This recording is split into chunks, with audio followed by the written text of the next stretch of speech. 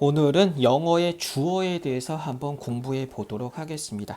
영어의 주어가 별거 있냐 이렇게 생각할지 모르겠지만 영어의 주어는 한국어랑 조금 많이 다릅니다. 한국어랑 조금 시스템이 달라서 여러분이 좀 공부를 해줘야 되고 그리고 시험에도 되게 잘 나오고 그래서 여러모로 공부를 해야 된다.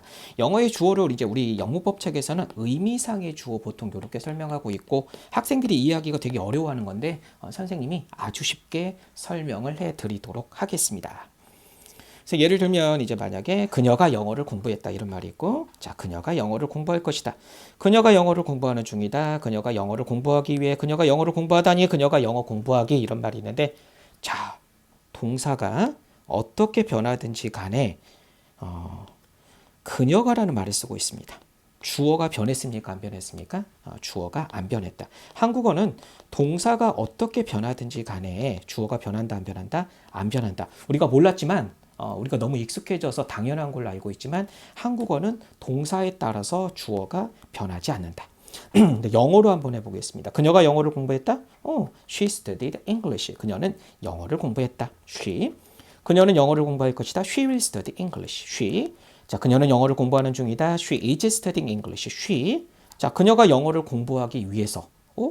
공부하기 위해서는 to study. to가 뭐뭐 하기 위해서니까 그녀가 하니까 she를 쓰면 되겠네. 이렇게 씁니까? 안 씁니까? 이렇게 쓰지 않는다. 그녀가 영어를 공부하다니. 공부하다니도 영어로 to 부정사를 씁니다. to가 뭐뭐 하다니 하기 위해서 하면 이런 뜻도 있고 굉장히 뜻이 많은데 그래서 우리가 to 부정사라 그러고 근데 she to study English 이렇게 씁니까? 안 씁니까? 이렇게 또 쓰지 않는다. 그녀가 영어를 공부하는 것, 공부하기도 to study입니다. she to study 이렇게 씁니까? 안 씁니까? 안 씁니다. 공부하기는 ing를 써도 됩니다. 이런 걸 우리가 동명사라 그러고 동명사의 이제 주어로 she studying English 이렇게 씁니까? 안 씁니까? 안 씁니다. 자, 놀라운 사실을 발견을 했는데 너무나 당연한 거라서 별로 안 놀랄 사람도 있겠지만 한국어는 동사에 상관없이 다 주어가 똑같습니다. 영어는 동사에 따라서 주어가 살짝 변합니다. 확인이 됩니까? 이런 걸 우리가 뭐라 그러냐면 이런 거를 의미상의 주어라는 문법 용어를 쓴다. 글자 좀 이쁘게 좀 써볼게요. 그래서 이제 쉽게 말하면 영어는 이렇게 studied, will study, is studying 이런 말 앞에다 쓰는 주어가 있고 이런 거를 이제 서술어라 그러는데 서술어 앞에다 쓰는 주어가 있고 그거를 이제 우리가 알고 있는 일반적인 주어 she 같은 걸 쓰고 투부정사에 쓰는 주어가 따로 있고 동명사에 쓰는 주어가 따로 있는데 이런 걸 뭐라 그런다고? 의미상의 주어라 그럽니다. 오케이? 일단 확인은 됐습니까? 일단 여러분이 정리해야 되는 건 뭐냐면 자 한국어는 동사에 따라서 주어가 안 변하지만 영어는 동사에 따라서 주어까지 변화하는 언어다. 이런 걸 여러분이 알고 시작해야 됩니다. 다시 한번 영어는 어떻다고? 영어는 동사에 따라서 주어도 변한다. 다시 한번 영어는 뭐라고? 동사에 따라서 주어도 변신한다. 영어는 한국어는 그렇지 않지만. 자 그러면 영어는 투부정사의 주어를 어떻게 쓰면 됩니까? 가장 간단한 게 for 플러스 목적어를 쓰면 된다. 그래서 투부정사 앞에다가 내가 이제 주어를 쓰고 싶다. 그러면 여러분은 어떻게 쓰면 됩니까? for 플러스 목적어를 쓰면 되겠다. 이런 거를 투부정사의 의미상의 주어 문법책에서 이렇게 설명하고 있고 말이 너무 어려워. 그러지 말고 그냥 투부정사의 주어는 for 플러스 목적어를 쓴다. 이렇게 알아두는 게 가장 간단합니다. 그래서 우리가 다시 만날 것을 그러면 다시 만날 거니까 to meet 쓰는데 we to meet 이렇게 쓰지 말고 어떻게 쓰면 됩니까?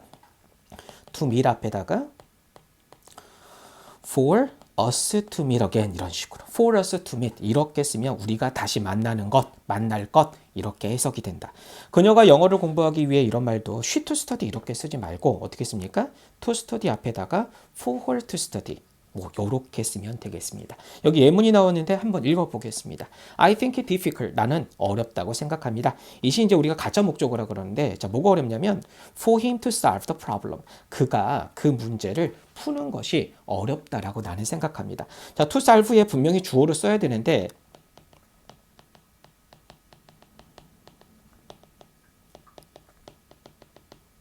자, 우리나라 말은 그가 그 문제를 푸는 것이라고 여기다 그가라는 주어를 한 번 더 썼습니다. 똑같은 일반 우리가 알고 있는 주어를 또 썼는데 영어는 여기다 he를 쓰면 안 되고 뭘 씁니까?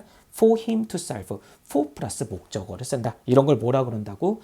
의미상의 주어라 그런다. 하나 더 해보겠습니다. His love letter, 그의 love letter는 was hard, 어려웠습니다.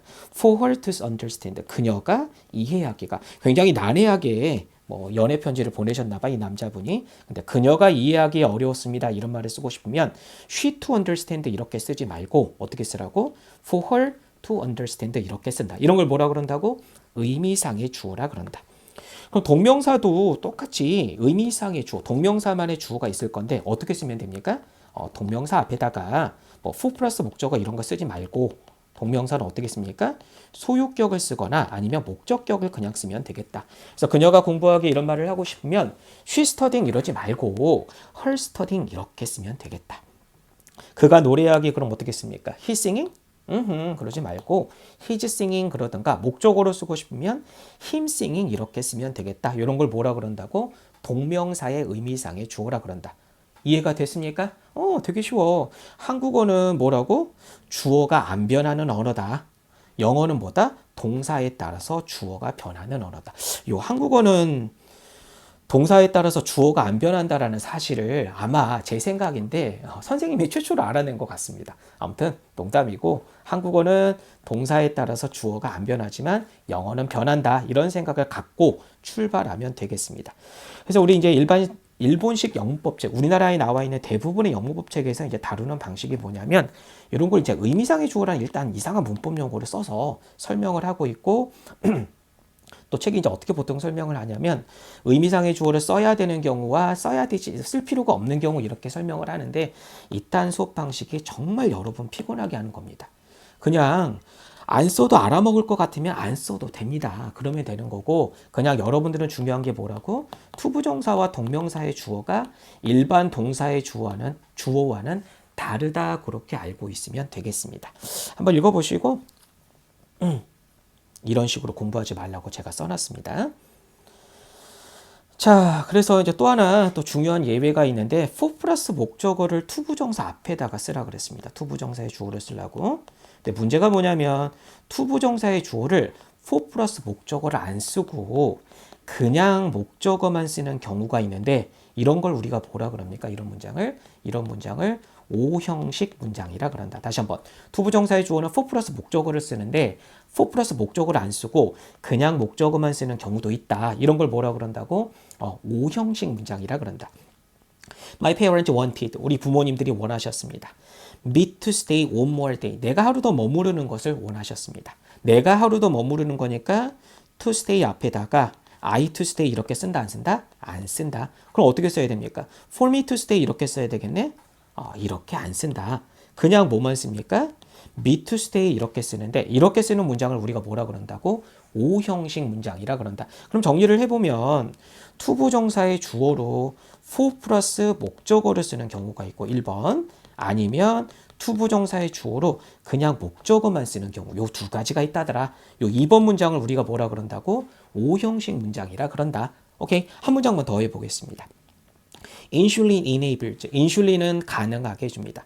몸이 to use and store sugar, 당을 사용하고 저장하는 것을 가능하게 해줍니다.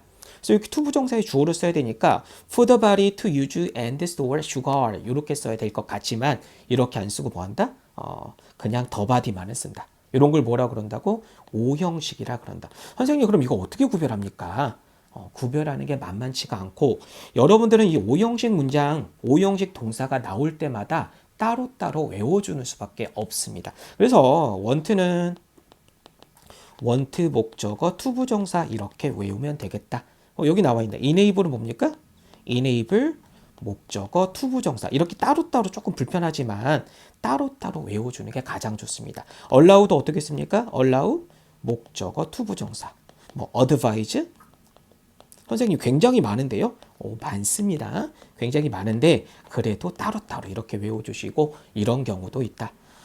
자, 여기 퀴즈가 나와 있는데 여기 퀴즈 여러분 잠깐 정지하시고 풀어보시고 선생님이 요거의 정답은 댓글에다가 정답을 달아 놓도록 하겠습니다. 한번 풀어보시고 잠깐 스톱하시고.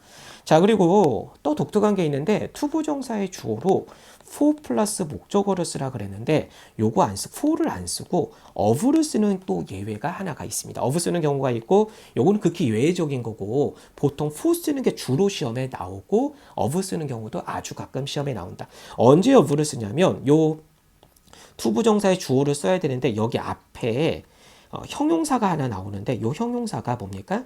사람 성질을 나타내는 형용사가 있습니다. 뭐 kind나 이런 형용사가 나오면 for 플러스 명사를 쓰지 말고 뭘 씁니까? of 플러스 명사 아니면 목적어를 쓴다. 예를 들어 보겠습니다. It's very kind. 친절하십니다. 그렇게 말하는 것이 to say. 당신이 그렇게 말하는 거니까 for you to stay, for you to say 이렇게 말해야 될 것 같지만 kind가 사람의 성격을 나타내는 형용사니까 for you 이렇게 쓰지 말고 어떻게 씁니까? of you 이렇게 쓰도록 한다. 예외지. 예외의 예외다. 하나 더 해보겠습니다. 이러지 careless. 부주의하십니다. 우리가 믿다니, 그의 말을 믿다니 우리가 그의 말을 믿는 것은 부주의합니다. 믿는 것인데 여기다가 우리가 하니까 for us 이렇게 써야 될 것 같지만 앞에 사람의 성격을 나타내는 말이 있으니까 for us 이렇게 쓰지 말고 어떻게 쓴다? of us 이렇게 쓴다. 오케이? 이렇게 공부하시면 되겠고 마지막으로 한 번만 정리를 하면 투부정사의 주어는 뭘 쓴다? for 플러스 목적어를 쓴다. 이게 1번. 그리고 for 플러스 목적어를 안 쓰고 그냥 투부정사 앞에다 목적어만 쓰는 경우도 있다더라. 이런 걸 O형식이라 그런다더라. 세 번째로 투부정사의 주어로 for 플러스 목적어를 안 쓰고 of 플러스 목적어를 쓰는 경우도 있다더라. 근데 그때는 of 플러스 목적어 앞에 뭐가 있다? 사람 성질을 나타내는 형용사가 있다더라. 이렇게 정리를 하면 되겠습니다. 굉장히 중요한 거고 만약에 이해가 잘 안 되면 한번 다시 수업을 다시 들어보면서 꼭 이해를 할 수 있도록 하십시오. 여기 선생님이 좀 선생님이 하고 싶은 말 써놨는데 한번 시간 나면 읽어보도록 하시고 오늘 수업은 여기까지.